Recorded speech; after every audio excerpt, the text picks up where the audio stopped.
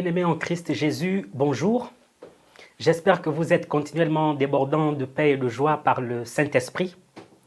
C'est avec beaucoup d'humilité et de reconnaissance que je voudrais d'abord remercier Dieu et les deux pasteurs, donc Olivier et Laurent, pour la faveur accordée afin de nous encourager tout au long pour ce programme de jeûne et prière en cette semaine.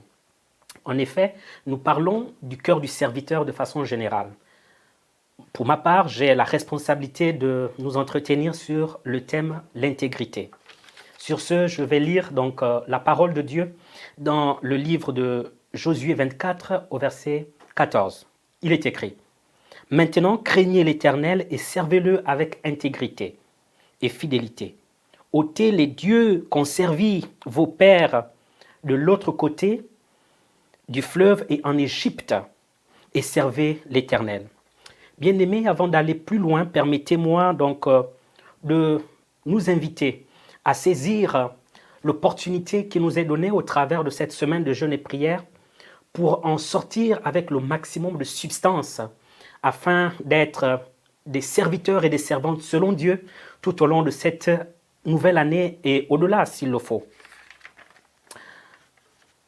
Ainsi, avant de regarder en profondeur donc le texte de base que voilà nous venons de lire, j'ai une question à nous poser.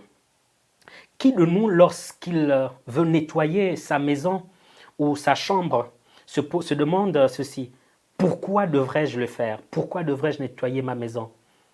On le fait, j'espère, je suppose, de façon naturelle, sauf pour les paresseux, je veux rire. Donc, ainsi, dans ce contexte, nous voulons regarder en profondeur donc notre texte de base. Lorsque nous le lisons, on découvre dans un premier temps le verbe servir. Donc la Bible dit « servez l'Éternel ». Ok, c'est une chose. Et en plus, comment le faire? La Bible le dit également. En plus, qui doit le faire? Ça, on peut le comprendre dans le contexte du texte. Il s'agit bien du peuple de Dieu, encore appelé maison d'Israël. Venons-en à la définition du mot intégrité. L'intégrité, en hébreu, veut dire tahim, qui renvoie à un ensemble de valeurs dont l'honnêteté, la droiture, la vérité, la probité, etc. Une personne intègre est donc une personne constante, résolue dans ses engagements et ses résolutions, dans ses engagements et ses responsabilités, je vais dire indépendamment du milieu dans lequel il se trouve ou indépendamment du temps. Dans notre contexte, une personne intègre, c'est une personne complètement engagée dans son service au sein de la maison de Dieu. Quand je dis maison de Dieu, je ne parle pas de quatre murs, je parle bien des hommes et des femmes que nous sommes ainsi que les enfants.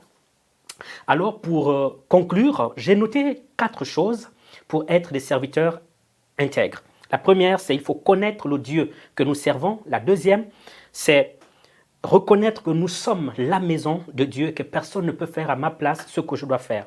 La troisième, nous avons besoin de nettoyer la maison que nous sommes en notant les mauvaises habitudes qu'on avait avant de se convertir. Et enfin, la quatrième chose, je vais juste lire le psaume 78, le verset 72. Il est écrit: « Et David les a fait paître avec un cœur intègre, et il les a conduits avec des mains habiles. » Que Dieu vous bénisse.